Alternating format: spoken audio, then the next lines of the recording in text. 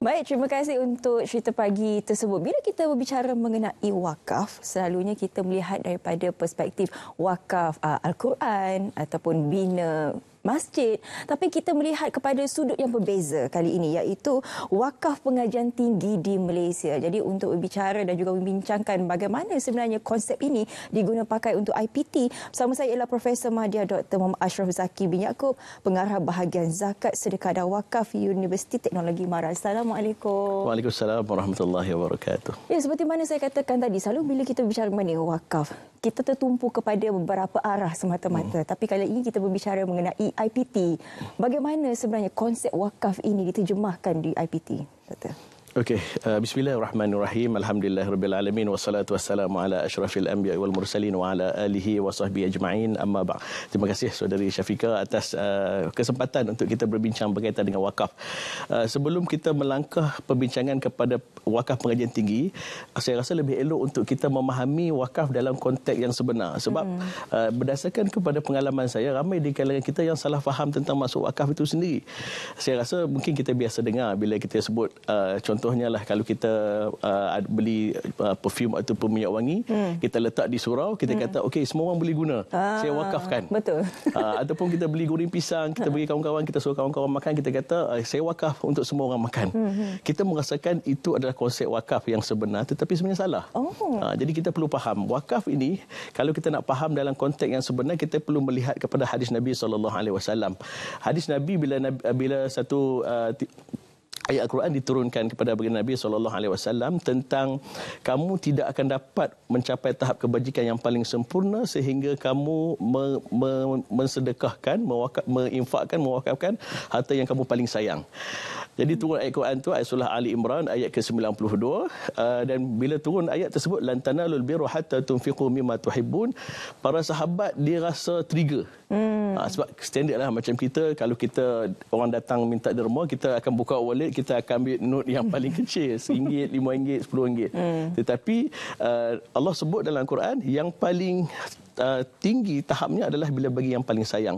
Dan pada ketika itu Sayyidina Umar Al-Khattab datang jumpa dengan baginda Nabi SAW, dan dia menawarkan harta yang dia paling sayang, iaitu satu tanah di Khaybar, yang mana tanah itu sangat bernilai, sangat subur. Dan dia jumpa pada Rasul, dia tanya, wahai Rasulullah, apa yang aku perlu buat dengan tanah ini? Sebab tanah ini adalah yang paling aku sayang, dan ayat Quran dah turun untuk bagi harta yang paling kita sayang. Maka Rasulullah pun berjawab kepada Sayyidina Umar, wahai Umar, in syi'ta habbasta aslaha wasabil samrataha. Itu adalah definisi wakaf. Wahai Umar, kalau kamu nak buat dengan harta yang kamu paling sayang ni, kamu kena tahan pokok harta dan kamu kena salurkan manfaat. Itulah definisi wakaf sebenarnya, iaitu menahan pokok harta dan menyalurkan manfaatnya. Dan satu lagi hadis Nabi, kalau saya rasa kita semua pernah dengar, izamatal insan in qata amaluhu illa min salas sadaqatin jariyatin aw ilmin yantafa'u bihi aw waladin salihin yad'u lah. Apabila mati seorang anak Adam, terputus semua benda kecuali 3. Sedekah jariah, doa anak yang soleh, dan juga ilmu yang bermanfaat. Jadi sedekah jariah itu disebutkan oleh para ulama bahawa ia adalah wakaf. Jadi maksud wakaf adalah satu harta yang kita kekalkan pokoknya, manfaatnya boleh disalurkan, dan walaupun kita dah meninggal dunia 100 tahun, 10 tahun, 1000 tahun, pahala itu masih mengalir. Itulah konsep wakaf. Dan berbalik kepada persoalan yang saya kemukakan di awal tadi, kalau kita wakafkan minyak wangi, kita guna sekali, kemudian habis. Betul. So dia adalah dalam kategori barangan yang istihlaki, maksudnya barangan yang guna habis. Guna habis tak boleh diwakafkan. Makanan, macam kita bagi goreng pisang, itu tak boleh wakaf. Sebab makan habis lah. Makan habis. Yang kita boleh dapat pahala wakaf adalah contohnya macam yang saudari sebutkan tadi, kita bina sekolah, itu wakaf tradisional lah, sekolah, surau, tanah perkuburan dan sebagainya, yang mana bila kita berwakaf, walaupun dah 100 tahun, pahala tu masih mengalir. Dan dalam konteks yang tadi, kalau kita bagi perfume ataupun makanan, itu tak dianggap sebagai wakaf, tapi dianggap sebagai sumbangan sedekah, infak, derma dan sebagainya. Dan pahala dia lain. Kalau pahala yang wakaf ni, walaupun kita dah meninggal dunia, dia akan mengalir. Dan berbalik pada soalan tadi, bila kita tengok wakaf dalam konteks pengajian tinggi, kita mengambil semangat yang sama, iaitu nak memastikan bahawa infrastruktur universiti itu dibina atas dasar wakaf, dan kita yakin universiti di Malaysia ni tak akan musnah, tak akan hilang, tak akan dihapuskan. Dan bayangkan kalau kita dah, contohnya kalau UiTM dah hampir 100 tahun, UM dah lebih 100 tahun, kalaulah orang yang pertama yang mewakafkan untuk universiti itu sendiri mungkin dah meninggal, tapi pahalanya masih lagi mengalir dan masuk sampai kepada dalam kantung pahala dia walaupun dia dah berada dalam kubur. Jadi konsep itu yang sebenarnya kita nak bawa dalam wakaf pengajian tinggi, dan kita yakin wakaf pengajian tinggi itu dia menepati SDG, Sustainable Development Goals 17 SDG yang diwar-warkan oleh pihak Pertubuhan Bangsa-Bangsa Bersatu. Dan bila kita buat semakan, saya boleh katakan hampir 8 daripada SDG itu selari dengan pelaksanaan wakaf, zakat dan juga sedekah, yang merupakan salah satu daripada instrumen kewangan sosial Islam yang kita nak amalkan di pengajian tinggi ini. Jadi bagaimana sebenarnya kemampanan wakaf itu dilaksanakan di IPT? Okey, itu yang menarik itu sebenarnya. Macam mana kita nak menjamin kemampanan wakaf? Sebab tu daripada awal tadi kita dapat lihat sebenarnya kalau di UiTM itu sekitar tahun 2017 kita dah mula dengan sedekah jariah, dan kemudian kita bermula dengan instrumen wakaf di universiti. Sebenarnya kalau kita lihat dari sudut sejarahnya, di universiti-universiti di luar negara, contohnya Universiti Al-Azhar di Mesir, Universiti Qarawiyyin di Morocco, hatta di negara-negara barat, contohnya di Oxford, di Cambridge, Yale University, mereka semua dibina berasaskan kepada endowment ataupun dalam konteks Islam ni wakaf. Konsepnya sama, cuma berbeza sikit dari sudut matlamat wakaf kerana Allah Subhanahu Wa Taala, hak milik harta tersebut pada Allah, manakala di barat mungkin untuk kepentingan organisasi tersebut. Jadi nak memastikan kemampanan itu, kita melihat kepada aspek bagaimana pihak universiti memangkin kewangan tersebut melalui wakaf, bila mana projek-projek pembangunan infrastruktur itu bukan lagi dibiayai oleh pihak kerajaan. Ini yang saya sebutkan dalam ucapan tahun baru YB Menteri Pengajian Tinggi, ada disebutkan keperluan universiti untuk menjamin kemandirian dan juga kemampanan kewangan universiti. Kalau kita lihat dalam konteks semasa inilah, dengan keadaan ekonomi kita yang agak tidak stabil, naik turun ni, saya kira kerajaan sudah tidak mampu untuk menampung sepenuhnya keperluan universiti. Dan kalau kita lihat, universiti ini bergerak satu daripada dana kerajaan, yang kedua daripada yuran-yuran pengajian, yang ketiga mungkin daripada research dan juga pendidikan yang dikomersialkan. Itu antara sumber universiti. Dan kita terlupa sebenarnya kita ada sektor yang ketiga, iaitu wakaf itu mampu untuk membantu kepada kemampanan ekonomi ataupun kewangan di universiti. Dan ia sebenarnya di Malaysia bukan sesuatu yang baru sebenarnya. Kalau kita lihatlah dari sudut sejarah, kita ada Kolej Islam Malaya, kita ada mungkin di semua negeri-negeri kita ada sekolah-sekolah agama, Maktab Mahmud di Kedah, Al-Masyhur di Penang. Sekolah-sekolah agama ni kebiasaannya adalah dibiayai oleh dana wakaf daripada masyarakat setempat. Dan itulah yang menyebabkan wakaf itu membangun institusi pendidikan di Malaysia, dan dia bukan perkara yang baru. Cumanya dalam masyarakat kita ni kita lebih kepada wakaf secara tradisional tadilah, kubur, sekolah agama dan sebagainya. Kita nak mengajak masyarakat supaya mengubah paradigma persepsi tersebut kepada institusi pengajian tinggi yang bukan hanya melibatkan keagamaan. Mungkin kita anggap wakaf ni melibatkan keagamaan saja kan. Sebenarnya boleh je kita nak bina stadium, pusat sukan dan sebagainya, as long as benda tu bermanfaat untuk masyarakat. Dan wakaf ni boleh melibatkan bukan Islam pun boleh berwakaf, kita boleh terima. Dan manfaat wakaf adalah untuk semua.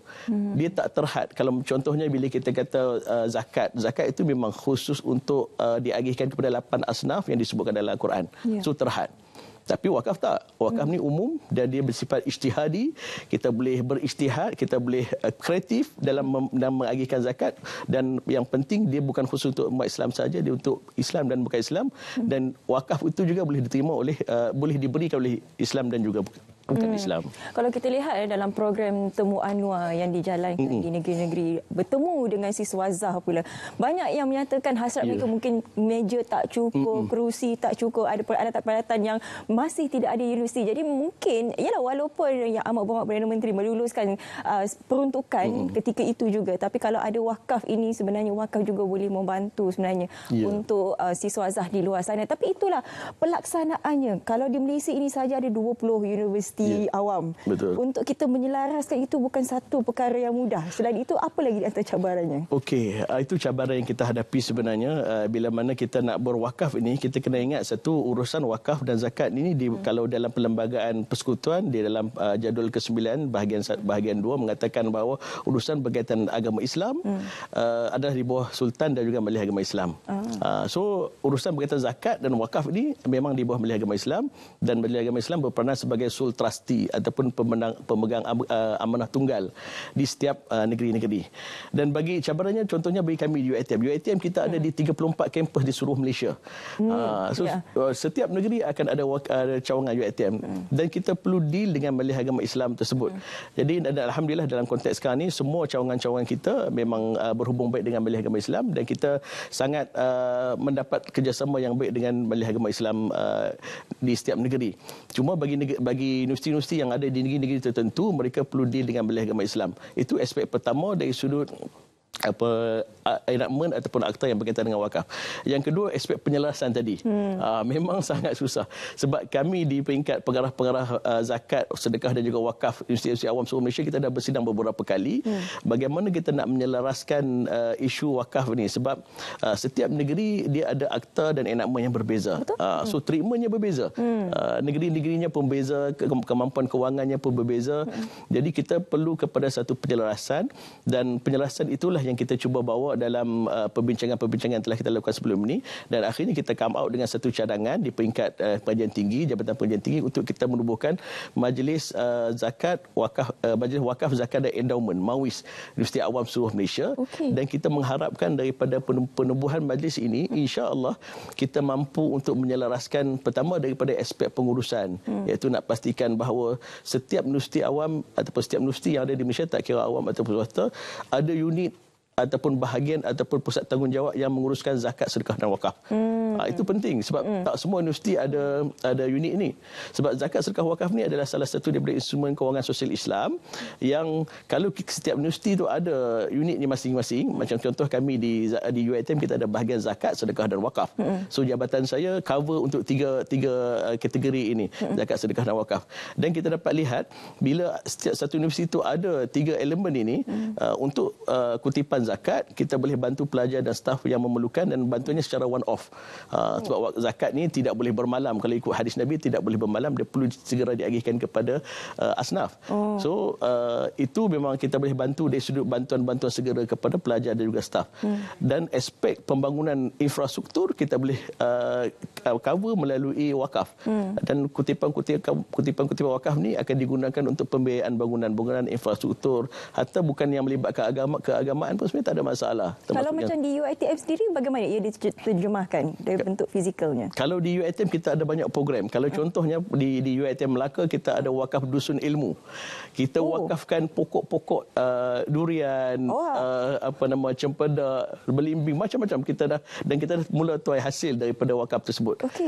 Di Perlis kita ada wakaf dusun ilmu juga, buah harum manis. Di Shah Alam kita ada beberapa projek wakaf. Kita ada projek wakaf UiTM Negeri Sembilan, ada wakaf tas kit, kit tayamum untuk di hospital, untuk kegunaan pesakit-pesakit. Dan kalau di UiTM Shah Alam ni ada beberapa projek wakaf yang sedang dibangunkan, yang juga kita kerjasama dengan pihak-pihak ataupun pusat-pusat tanggungjawab dan juga fakulti-fakulti yang berkaitan. Contohnya di Hospital Puncak Alam dan Hospital Sungai Buloh ada cadangan daripada doktor-doktor dan pengurusan di hospital tu, ada daripada bekas-bekas pesakit nak mewakafkan katil ataupun peralatan-peralatan perubatan. Itu pun kita dalam proses untuk membangunkan wakaf, sama ada wakaf itu dalam bentuk tunai ataupun dalam bentuk barangan-barangan yang boleh diwakafkan dan dimanfaatkan untuk seluruh warga UiTM. Bagaimana doktor melihat potensi pembangunan wakaf di Universiti Malaysia ini? Okey, potensinya tu seperti mana yang saya sebutkan tadi, potensinya sangat besar, dan kita menganggap bahawa ia adalah salah satu daripada the sleeping giant. Dia sebenarnya sangat sangat signifikan kepada universiti. Cuma kita mungkinlah warga universiti ini ataupun masyarakat awam rasa macam benda tu tak berapa penting. Dan mungkin sebahagian daripada salah faham. Macam saya sebutkan tadi. Ingat wakaf tu macam yang lain-lain. Untuk keagamaan. Untuk keagamaan saja dan dia mungkin hanya untuk orang Islam. Sedangkan benda tu luas dan dia boleh dimanfaatkan kepada semua aspek. Dan saya nak sebutkan aspek kemandirian kewangan universiti itu sendiri. Walaupun kita ada peruntukan daripada kerajaan dan setiap tahun peruntukan itu akan disemak semula dan realitinya dia semakin berkurangan. Dan kita pula dalam proses untuk menambahkan bilangan pelajar. Kalau UiTM ni, sasaran UiTM ni kita dapat lihat kerajaan mensasarkan sekitar 200,000 pengambilan pelajar di UiTM. Dan itu adalah potensi yang besar kepada pembangunan wakaf pada masa yang sama.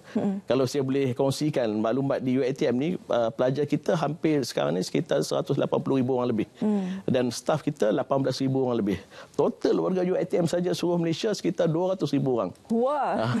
Kalau kita buat simple calculation, satu orang warga mewakafkan RM1, setiap bulan kita akan dapat RM200,000. Kalau RM1, kalau RM10, kalau RM100, tapi itu simple calculation lah.